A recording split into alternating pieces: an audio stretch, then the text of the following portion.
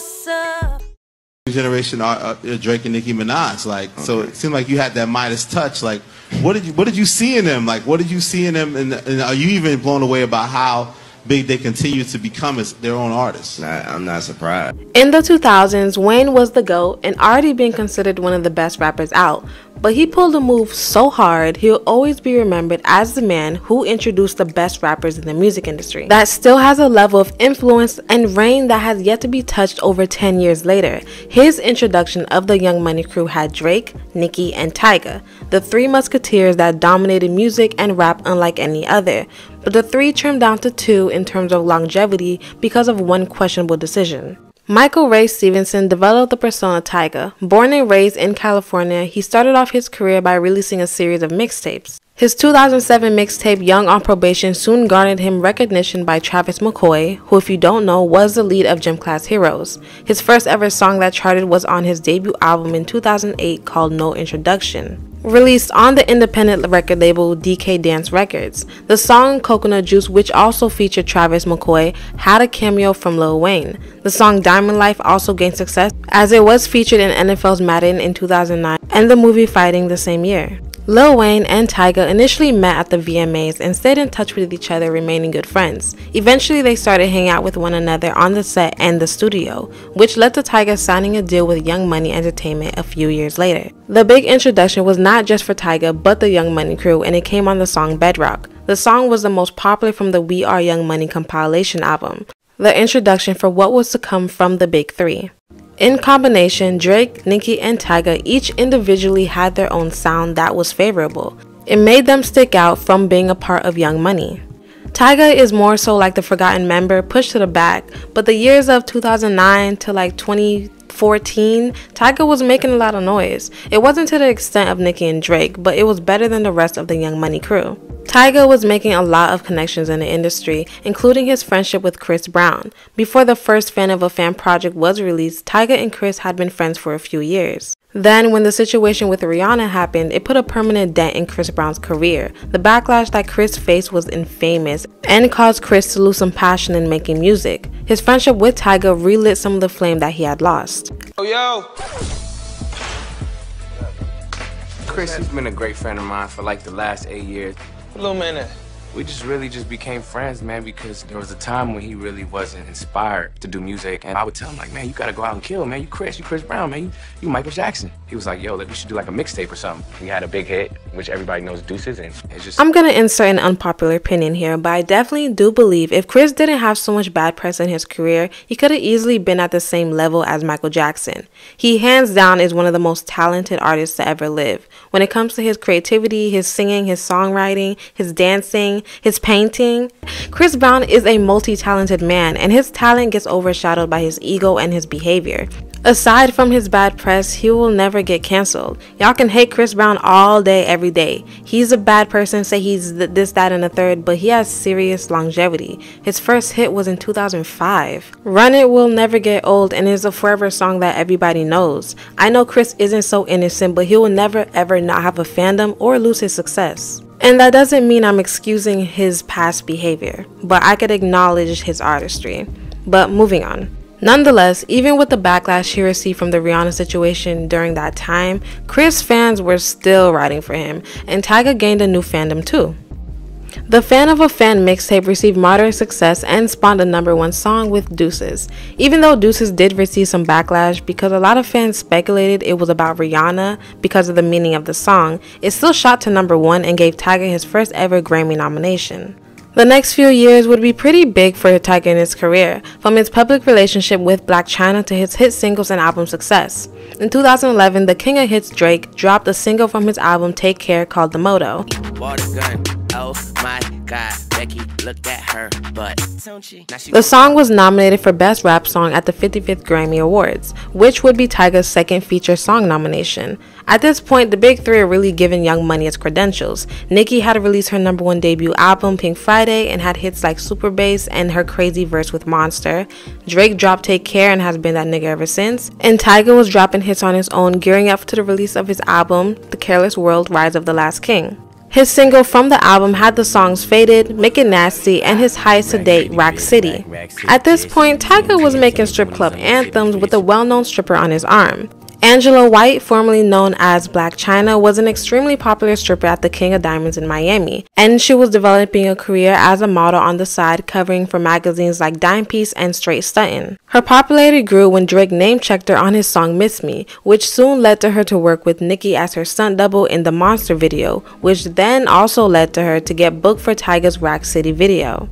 Their interaction sparked a romance that helped both their careers rise, especially during the peak of social media platforms like Instagram and Tumblr with the newer generation. Blac Chyna and Tyga were basically relationship goals. They had the perfect Wattpad love story, with Chyna being a popular stripper and Tyga being a famous rapper. Her stardom also coincides with her look. Chyna was like the original bad bitch of social media. Extremely beautiful, she stood out with her pierced dimples and the Chinese bangs. She had a fat ass. She had her own look that was stamped with her name, and Tyga was a cutie himself. Their relationship in terms of looks and aesthetics definitely helped each other. They were together for a year before they welcomed their son and then eventually got engaged. Now, we all know relationships can be hard, so they went through their own individual struggles, but I don't think Chyna was expecting how it would end for them, especially since she was friends with Kim Kardashian at the time, since they lived in the same neighborhood.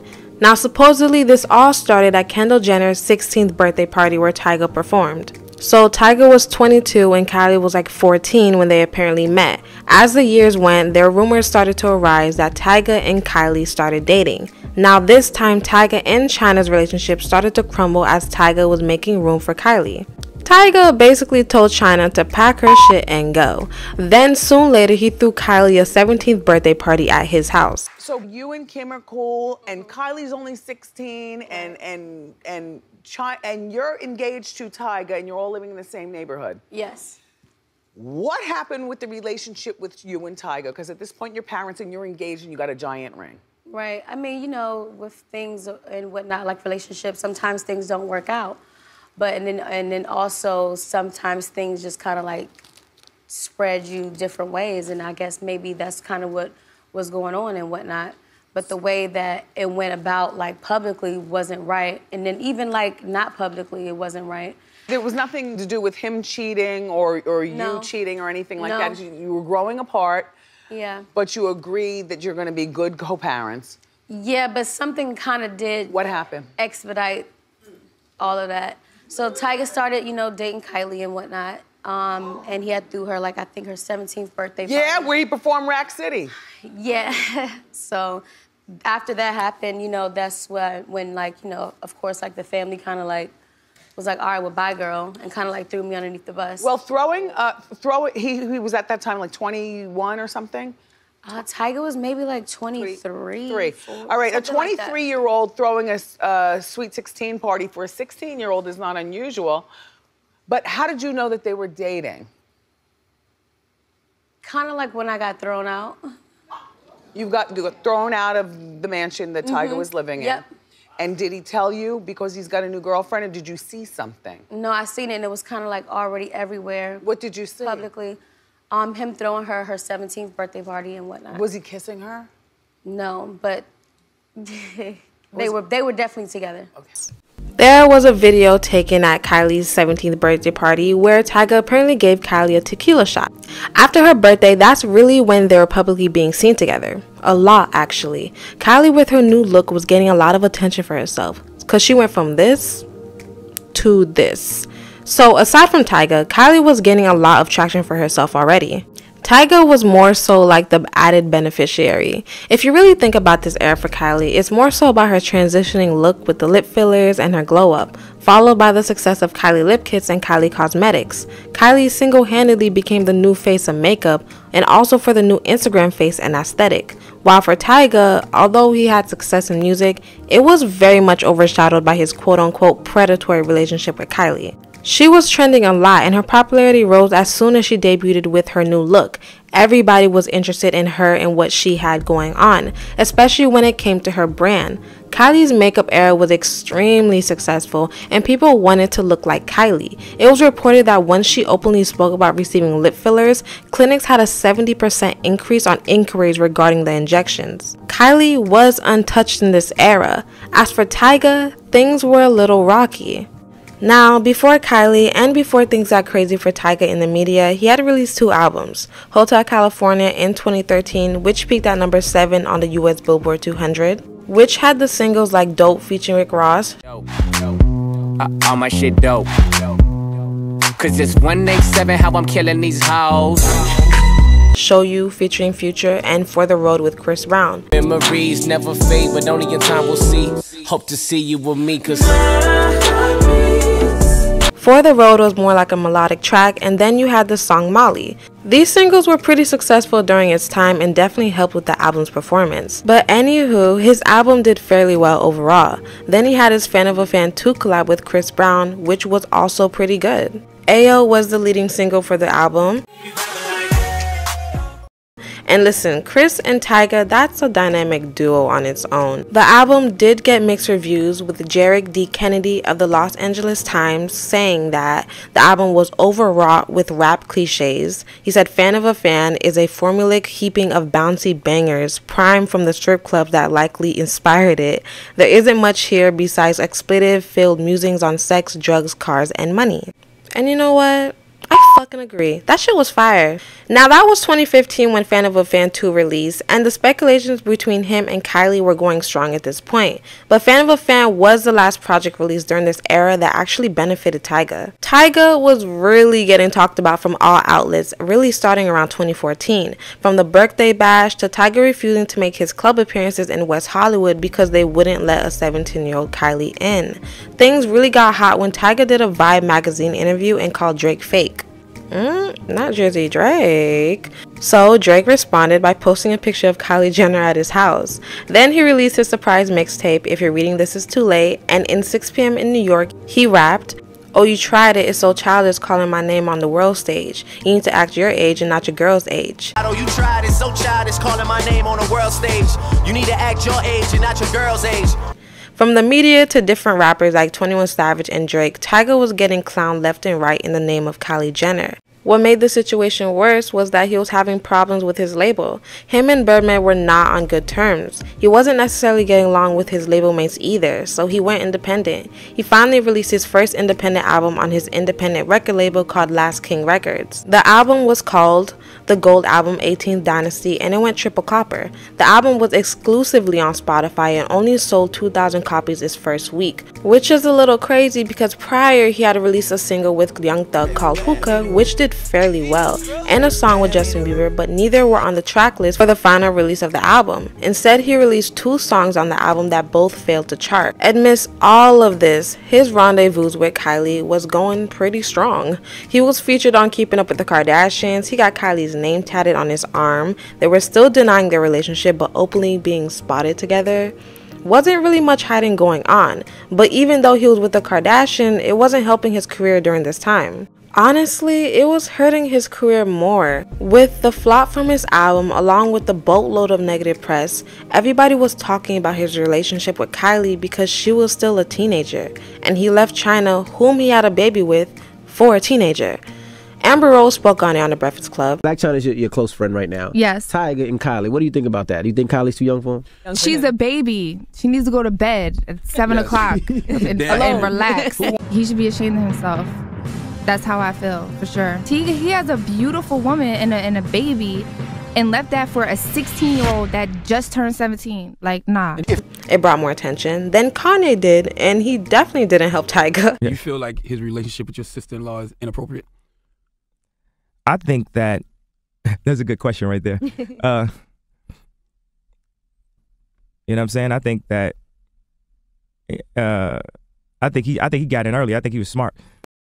So Kylie finally turns 18 and he buys Kylie a Ferrari. So at this point, they were admittingly together. Tyga was dropping music again with Kylie playing his love interest. Wasn't really doing much for his career, but it doesn't really matter. Then another underage scandal drops where Tyga was texting this girl named Molly. The truth is that Tyga contacted me first. He direct messaged me on Instagram. The scandal took headlines again because it made it look like Tyga was fishing for teenagers again. But it turns out Molly lied to Tyga about her age for whatever reason. She was 14 but told Tyga she was 17, and the messages released weren't exactly inappropriate. So I'm not really sure what her game plan was, but nothing really came from it. Besides another case of bad press for Tyga. So Tyga was releasing singles with Kylie featuring in his videos, but they didn't help bring much traction to his music. He released Doped Up and Stimulated, and yeah.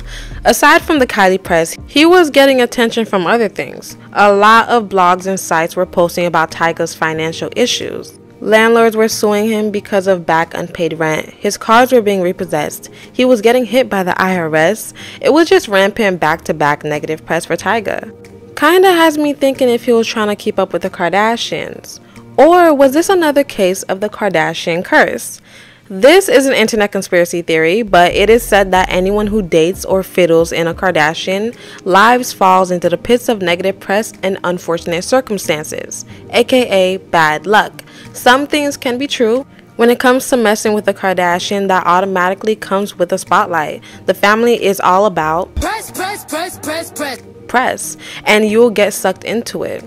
Does it mean more attention to your image and brand? Yes, but not all attention is really good, especially in Tyga's case. All the attention he did get, it didn't help his singles chart, it didn't help his album sell, and it didn't help his public image. And out of everything, it didn't help him as an artist. Although Tyga was in love, it did hurt his career for a time being. But it is said that the curse takes effect if you break up, not during the relationship. But it seems as if Tyga received the reverse effect. In 2017, Tyga and Kylie have officially broken up.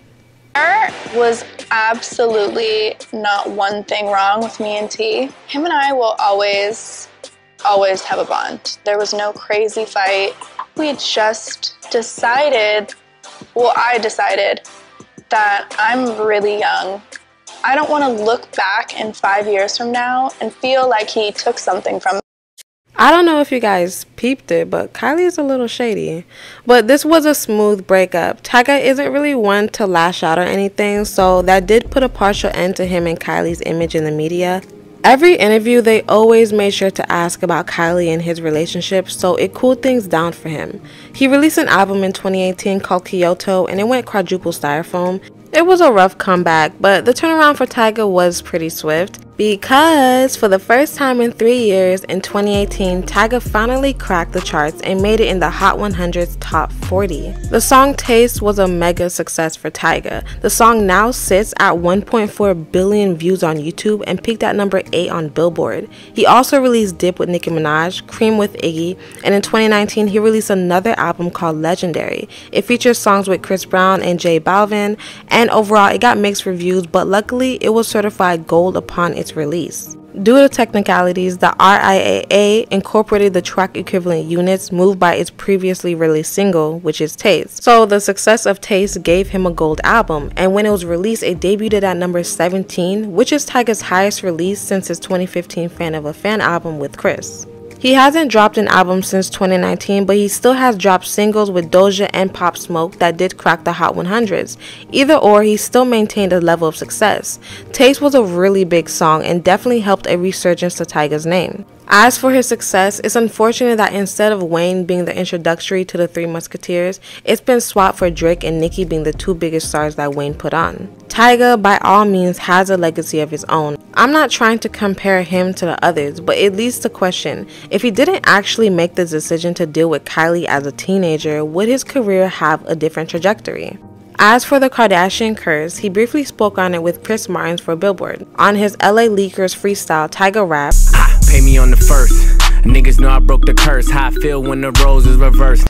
When asked on the interview with Billboard what he meant by the line, he explained, anybody that has doubted me, held me back, tried to block me behind the scenes or spread negative energy or stories on me, whoever tried to curse me, it doesn't matter, the curse is broken.